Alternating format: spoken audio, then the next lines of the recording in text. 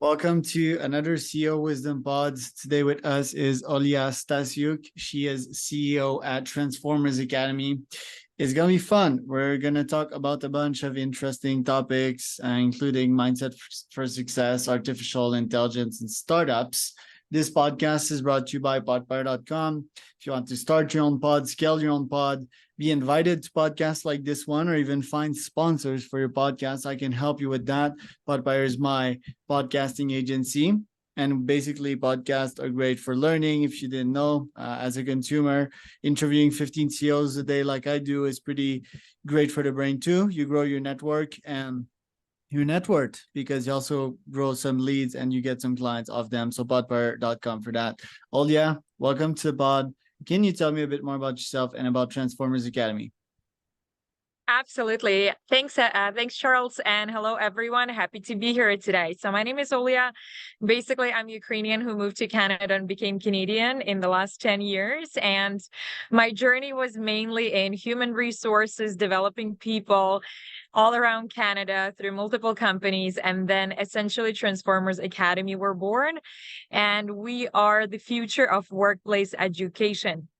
So what we do, we provide a tool in order to optimize the creation of content and courses in the workplace using artificial intelligence. So super excited for that. Future is here. It is here, and it caught us by surprise, should I say. I was testing GPT-3 for quite some time, but GPT-4 was just like really much next level. That's where I understood that, yeah, things are changing. And so much so in my case that I let go of 80% of my workforce, and mostly AIs are doing the work adequately, predictably for me. Not that I'm against humans, but yeah, that's pretty much my stance right now. I'm not like done fully. I'm still open to listen to other opinions, but that's the course that I'm taking right now. I want to talk first about your background. As we all know, there's been a lot of crap going on in Ukraine. You're pretty much of a beast. You've done a bunch of half marathons, and you always had a forward-looking mindset. But at some point, you told me during the last call we had that you burned out. So tell us about the ups and downs and cyclical nature of life and how you adapted yourself to it in the last decade plus of your life. Yeah, you're absolutely right, Charles. So something that happened to me, obviously, I'm a high achiever, so I always run and I push for more, and I'm pretty good at it. Usually, it comes with amazing results through the businesses, through the career. At the same time, at one point of my journey, I got close to the burnout, and basically, I think what was happening in my life, I got to the promotion and the salary that I wanted, and I started to realize that I'm empty inside. It's not fulfilling, you know? And I was starting to think is like, what is the next thing? What do I want to do? I stopped coming to work and being happy as I used to be. And I kind of felt that it's coming to the end. And it was end of the year as well, you know, kind of all of the reports coming out in the company, a lot of pressure. And despite we were like overperforming, you still can feel that pressure on yourself. And essentially, basically, burnout caught to me super quickly.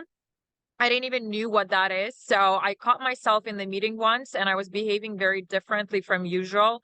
And then I started Googling the symptoms, you know, and I already started feeling really tired. I just stayed at home all the time, didn't want to see anyone. And then basically doctor, the results were super simple: severe depression, basically cannot work, cannot go anywhere. It was very, very difficult for me because it's totally opposite from who I am. And at the same time, I had to take time for my health. I was in Vancouver at the time, and basically I took few weeks off. Each time I was trying to come back to work, immediately I would feel the same. And then it's interesting because I start seeing the doctor, and the doctor started suggesting me a few things, but it wasn't working, and they wanted to put me on pills. And basically, I've negotiated with them 2 weeks. And the deal was, if you don't get better in 2 weeks, you have to take medication. And I was fearing it so much that basically I was like, okay, give me a last chance. And I started running. So running really became my thing for coping. And crazy enough, I did started to feel better and better. At some point, doctor said that I don't need him anymore. I'll figure it out. And as soon as I got a bit better, I got invited to work for this new company. And the night before my last 7 interview, I see the news of Ukraine. And to be completely transparent with you, that day, like my life ended. Everything that happened before that day stopped. And after that, it was a whole new life for me. My parents, like, I'll never forget the look in the eyes of my father. I never saw him like that. And I understood how serious it is. So since that moment, that was like very, very tough for everyone back home. And I think we coped the way we could. We still do. And I'm going for the first time to Ukraine in a few weeks to see it with my own eyes, despite it's still extremely dangerous. I think it's important because my entire background and legacy is back there. Before we talk about running, I want to talk about the Ukraine part. I can only imagine, you know, if my native Quebec would be under war, I would have friends and family that would be moving around and being in really precarious scenarios. And yeah, that would really disbalance my soul, you know, and I'm not sure how I would cope or deal with that. Maybe I tried to call him. I would certainly make things move. I would pay for stuff for them. And yeah, that I'm a pretty resourceful guy, everything considered equal. But yeah, like psychologically, to know that my family's life might be in danger, that a bomb might explode over their head, that would not make me feel comfortable. I think I'd put most of my resources trying to solve that. But other than that action part, psychologically, I'm not sure how I would deal with that. So how did you deal with it? And any tips to deal with that? You know, to be honest with you, still have shivers by now. It's the first 2 weeks were the hardest moments of the life. Like there was no sleep really. Basically, parents would sleep for a few hours. I would monitor the signals about bombing, call them to go hide, and then I would sleep during the day or like go to work. But it was always in that mode. Like it was scary, it was horrible, and honestly, essentially, people kind of started getting used to, but no more life like before. Even yesterday, I was watching stories of my friends, and they went to visit one of my favorite cities, and then bombing started, and then fire all over. So no, it's so scary. But what I'm telling a lot of people who really supported me, I said, you know what? A lot of people say, oh, I can only imagine how it is. I always tell, I could not even imagine how it is until it happened to me. And one thing that I did realize, I wish I've supported people from other countries who went through this before more, because it's something that you cannot imagine until it happened to you. But when it does, like, you understand how serious it is and that you really truly have one life. I think that's for me what I realized, that you do have one life, and the only thing to fear in this life is death. Tips wise, to say, like, to be honest with you, tips, it's like one of the best things that my father did to me when I had the hardest day in my life. Like, he literally had a call with me the next day. I didn't know how to get myself out of it. He told me, Olia, it's people always going to have different opinions. And there is one thing that we did. We give to you this life, and you are now alive, so you need to only move forward. And he told me, stop watching news and just live life, because you were born to do something special. And that's my only tip that I can give to everyone. Close ones, communities, yeah, talking it out, it doesn't definitely helps reason and get potential ideas and space that out, because it takes time for the brain to recover and to grow new neurons. And same for the heart. Have this business partner in Ukraine, and I called him, was it last Monday? And he was telling me that he was watching bombing 1 mile away from his condo. And he was like, what is up? You know, and I was like, hey, can you film it? And he's like, no, I can't, because else it will be considered as treason for the army. I'm like, oh my God, yeah, what a crappy situation, you know, because of egos mostly. But yeah, more on that later. I think I'll interview like Ukraine war experts pretty soon, just to get a better thesis on that one. Now, to talk about the running part, we obviously both share that. I think I was luckier than you. I find it out way earlier in my life. First, I always had the best cardio when I was in primary school. They had this gong test in Canada, and all the kids would watch me at the end. They were bored, you know. They were like, yo, this kid doesn't stop, because it was elimination. If you did not reach the other side when the bell would ring, you would be eliminated. And I was always the only one left at like 20 minutes, anyway, and it got pretty fast at the end. You were basically sprinting. So I discovered that there in high school, I had a hard time like a lot of teenagers, and I began running large distances solo, and that really helped me stay afloat even when I was a little alcoholic and so forth. And later on in life, I discovered very large distances, marathons, runnings, and so forth. Recently I told you that, when I would run, I would have this knee injury, this knee pain.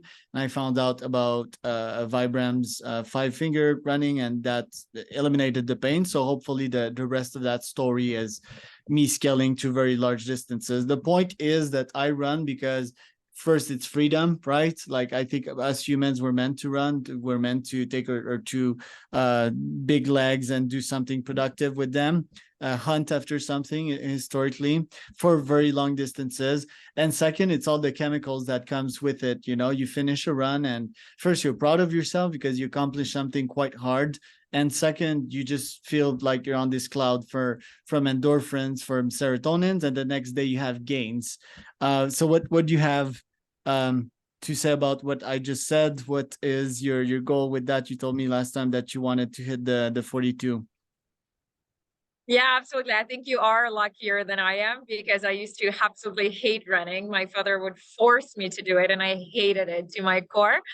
And then essentially, as I started traveling for business and the new time zones, all gyms closed, I couldn't take anything. So I had to figure it out, and I had to work out. Sometimes I would wake up at 4, 3 in the morning, have nothing to do. And once my ex-partner took me on the run when we were in Panama City, and he's like, let's go discover the city by running. And that was the beginning of it. So I found kind of combination of my favorite thing and my least favorite thing. And then he made me download Strava, and Strava had these badges. And I'm a very big person. Like I need to achieve something, right? So like every week, every second week, I need to say, oh, hey, like tick, something done. And so that's how it started. And that's how I got to my first half marathon, was in 5 weeks. And since then, I think I was just like exploring it. I wasn't fully understanding how it reacts on my body because it was inconsistent, right? Like still partying a bit, still different kind of food, just like running more to be fit. But never until the time I did the 66-day challenge last year, about which I wrote a book. And when I did it absolutely consistently every single day, was in the morning in particular, ideally, with proper food, proper control of water, right? It was absolutely fascinating, the result on my body. Not only the shape, the way how I looked, it's also the way how I thought, like my brain capabilities, speed of reading, speed of listening, improved at least 4 times only in like 9 weeks. And to be honest with you, the way I felt since then, I'm addicted to that feeling. And also, I realized that I'm such a better leader when I'm running, especially if I'm doing 10K every morning. I have way more patience. I have way better ability to be less emotional, more logical, way better in negotiation. So to be honest with you, to me, it's the core to success. You did And yeah, I the want to do marathon. That's true. So now I like did put it on my map next year, ideally New York City. So we'll see. Yeah, and you can even do it before next year, training around Montreal or Vancouver. So you'll pretty much do the marathon before that also. Yeah, theoretically. I want to ask though, because you did that 100-kilometer month challenge, which is pretty significant. You just said 10-kilometer every morning, but if it would be every morning, that would be 50K a week, and then that would be 200K a week. So I'm guessing you have taper days. Let's call it 30K a week ish, and then you multiply that by 4 weeks, and that is 120 or 100 kilometer. How did that challenge go for you? Because yeah, 100K is quite the distance. Yeah, so it's interesting. I was trying to hit 100K for 3 years. And because I was doing inconsistent workouts, I would always kind of really close to the 100K, something would happen, either injury or, like wouldn't wake up or excuses, things like that. So typical, right? Procrastination. And so when I was doing the 66-day challenge, I broke it down into 22, 22, 22. And then I started with 5K every single day. There was like no gaps, right? So 5K every single day got me to that 100K. 100K for the first time. And then essentially when I switched to 8K, I got to 200K for the first time. And now I'm aiming to do 10K every single day to hit 300. So this is my next milestone by the end of the year. But to be honest with you, even with 5K, because it was absolutely consistent every single day, I felt amazing progress. And consistency has such a different impact than just randomness. Right. Yeah, running Pasha at this point, maybe some vibrams to not mess up the knees in some shape and form. And yeah, like 10K every morning, that feels really good, especially if you run like near the water or in a park or something. Tell me a bit more about the book itself, like 66 days, why that number? Yeah, so 66 days, basically it's the research of University of London on habit development research. So we hear this phrase, it's like, oh, do something for 3 weeks. But in fact, it's not a proven research. And the truth is, basically based on the research, 66 days is the average that you need to stick to something with the right cues, right environment to be able to develop a habit. And so I was really not at the good place after the burnout, after the war, right? I went traveling and finding the technologies. I did like a round around the world in 3 months. And when I came back, I kind of came back and realized that the environment that I see, it's nothing that I want to be in anymore. And I basically decided to hit in Montreal. And then right before that, I was reading the book, 5 a.m. Club. And so that's the first time I got introduced to this basically topic of 66 days. And through the challenge, I read it in 2 more books. And I was also at really, really bad place. Like I couldn't really keep up with my routines. I started being late for meetings, which is absolutely not typical for me.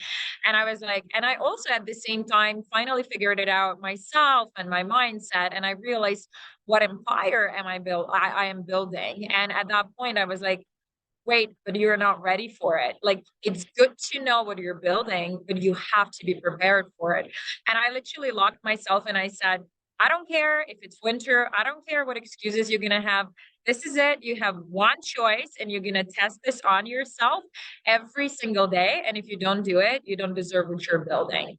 And so that was my deal with myself. And I was like, and I get sick when I go running in the snow. And it was beginning of December. And I'm like, I don't know how I'm going to do this. We'll have to figure this out. And so that's how 66 started. Why I really liked it, Robin Sharma, he broke it down into 22, 22, 22, and he called it all changes are hard at first, messy in the middle, and gorgeous at the end. And that's kind of what I followed. So I stick to the 22s. And I like that concept. It worked really well for me. And essentially, for the last 7 years, people were telling me that I should write a book about my life. And it connected to me on one of my runs. I think it was run number 10. I was running and I realized that I'm really diving into some specific topics or lessons. And it really started closing the gaps for me. And the stories were really those stories that people wanted me to share, but also was my life lessons. And so that's how the book came out, 66 Days Success Formula. Very cool. Yeah, it seems that running sort of like put you back on track, even potentially saved your life, because medication is never ideal. By the way, I think I hear echo when I speak, but if you can tell us a bit more about the business itself to close this off, Transformers Academy, the AI aspect to it, specifically tell us how's that business helping others, and yeah, the AI backend and component of it. Yeah, absolutely. So Transformers Academy, it's probably the biggest project of mine and it's my passion, my biggest passion. So it helps to develop people and it helps to improve the workplaces and create workplaces where people love to come in, want to stay for the culture and really enjoy learning, growing personally and professionally. So really when you come to the workplace and you have to go through this boring training, you can't stand it. So that's what I'm fixing. And I'm fixing it was a lot of fun. And AI does fantastic part of it. So basically AI optimizes 90% of the process creation at this stage. And we're also working on the next module for gamification, particular skill profile. To be honest with you, the feedback that we've received since the beginning was way beyond my expectation.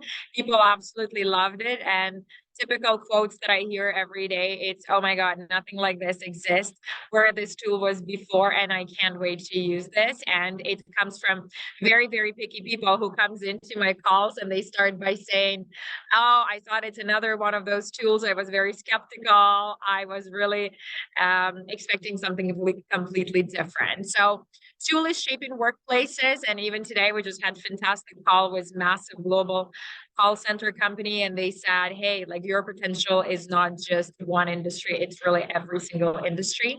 And we have huge traction now from schools and colleges. So we're definitely exploring all of the verticals at the same time, trying to make sure that we don't compromise quality for that. And what's the AI tool specifically? Is it like a ChatGPT form, or what is the outcome and the final product?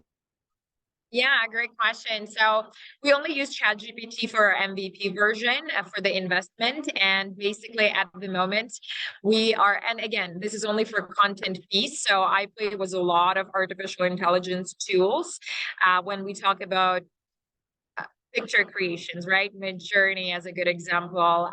Then we talk about video creation, voiceovers, presentation creation. So we research, test, integrate, or create our own tools for absolutely everything, like simulation.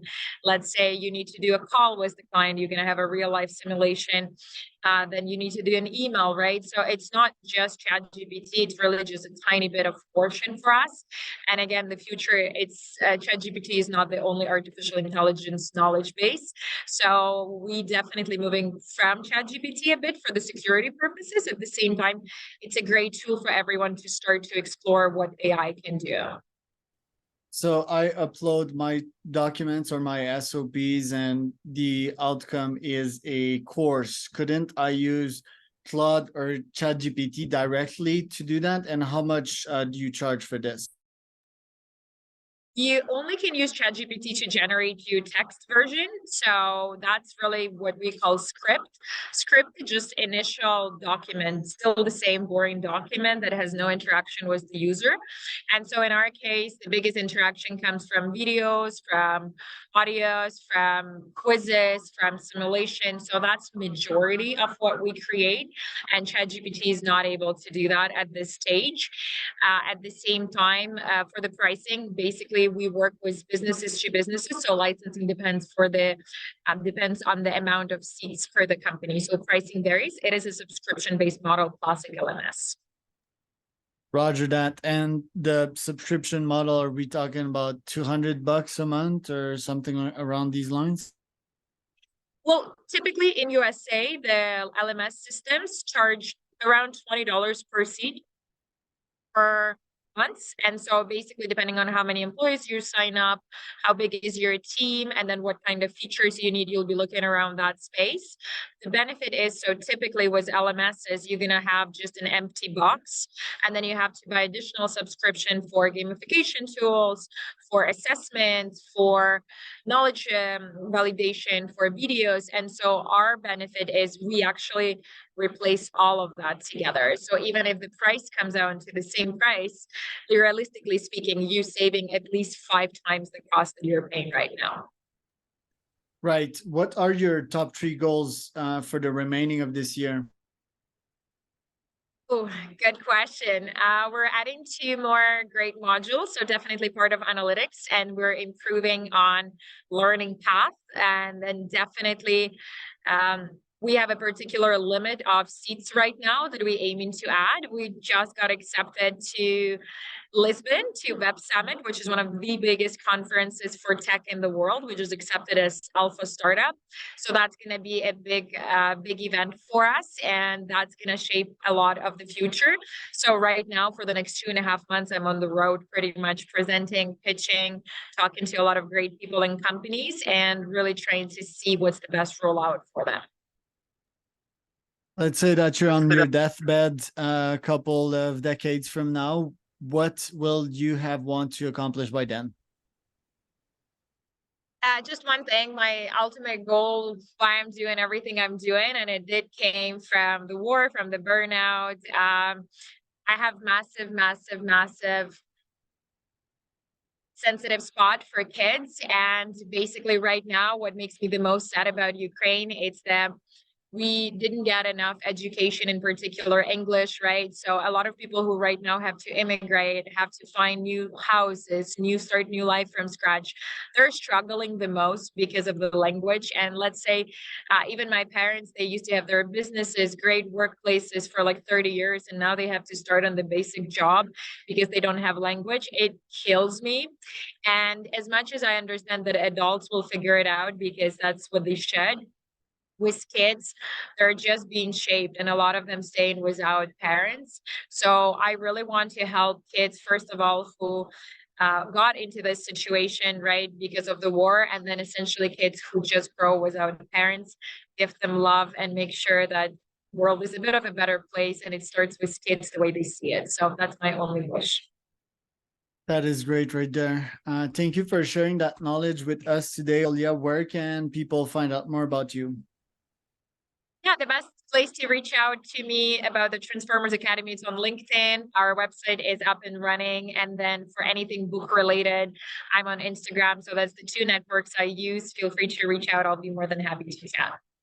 I'm Charles Cormier, your host, founder, wisdompodcast.com. You can find us there, or CEO, wisdompodcast.com. That was Olia Stasiuk.